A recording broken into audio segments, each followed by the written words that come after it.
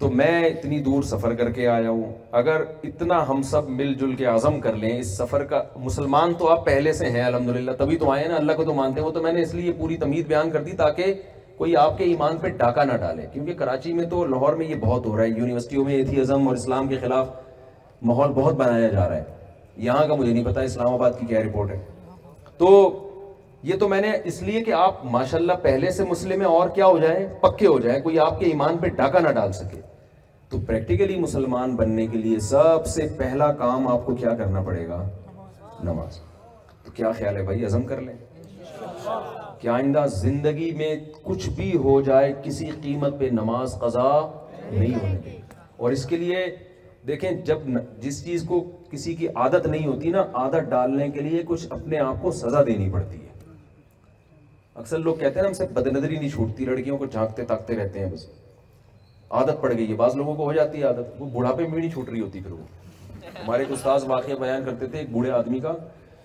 بوڑھے قابل احترام ہے ہمارے معاشرے میں، اللہ کا شکر ہے خیر غالب ہے، لیکن بعض ہوتے ہیں جو جوانی میں بہت ٹھرکی ہوتے ہیں تو وہ بڑھاپے میں بھی ویسے ہی رہتے ہیں۔ تو وہ بڑے اپنے محلے کے بوڑھے کا قصہ سناتے تھے نا، وہ جہاں سے کوئی خاتون گلی سے داخل ہوئی تو وہاں تک یعنی پورا جو ہے نا پہنچا کے آتا تھا گلی کے کنارے۔ تو یہ خطرہ ہوتا ہے اگر جوانی میں یہ توبہ نہ کی جائے۔ تو جن کو عادت پڑ جائے نا، علماء کیا کہتے ہیں، بھائی جب بد نظری ہو کچھ پیسے صدقہ کر دو، یعنی قیمت رکھ دو، ایک دفعہ دیکھنے کے 100 روپے 500 روپے، جس کو جتنی اللہ نے عادت یعنی جتنا پیسہ دیا ہے اس کا فائدہ کیا ہوگا، آہستہ آہستہ یہ گناہ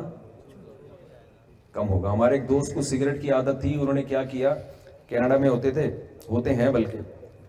کینیڈا میں 10,000 روپے نکالنا کوئی اتنا مشکل کام نہیں ہوتا، تو انہوں نے کہا کہ میں آئندہ منت نہ مانے، بس ویسے ہی نیت کی، انہوں نے کہا کہ میں جب سگریٹ پیوں گا میں انشاءاللہ 10,000 روپے صدقہ کروں گا۔ تو ایسے ہی کرتے تھے، اس کا فائدہ کیا ہوا، اتنا زیادہ جرمانہ بھی نہ رکھ لیں کہ وہ آدمی کہ یار اتنا ہی نیک ہوتا تو سگریٹ نہ چھوڑ دوں میں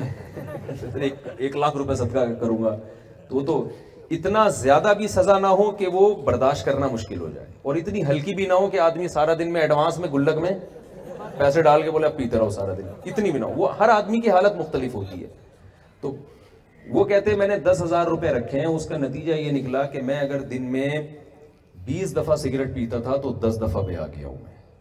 پھر 10 دفعہ کے بعد آہستہ آہستہ 5 دفعہ پہ آ گیا، پھر کہتے ہیں اب ہفتے میں 1 آدھ دفعہ ہی ہے، لیکن جب بالکل کم ہو جائے گی تو پھر وہ جرمانہ انہوں نے بڑھا دیا،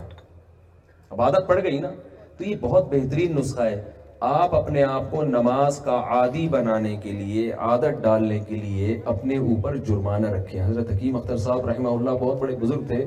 وہ فرمایا کرتے تھے جس دن فجر نکل جائے اس دن کا ناشتہ گول، ناشتہ نہیں کرو، بلکہ وہ تو فرماتے تھے غیرت آنی چاہیے جس خدا نے، دیکھو غیر مسلم تو خدا ہے ہی نہیں نا اس کی ڈکشنری میں، ہم تو مانتے ہیں، تو جو مانتے ہیں تو صحیح طرح سے مانیں نا۔ اللہ نے 5 نمازوں کو فرض کیا ہے، اور نبی صلی اللہ علیہ وسلم کی صحیح حدیث سے پتہ چلتا ہے کہ اسلام میں توحید کے بعد نماز سے بڑا کوئی حکم نہیں ہے، اس پہ مضبوطی سے قائم رہنا ہے۔ تو کوشش کریں گے کہ نہیں کریں گے؟ اللہ تعالیٰ مجھے بھی اس پر عمل کرنے کی توفیق عطا فرمائے اور آپ حضرات کو بھی۔ اب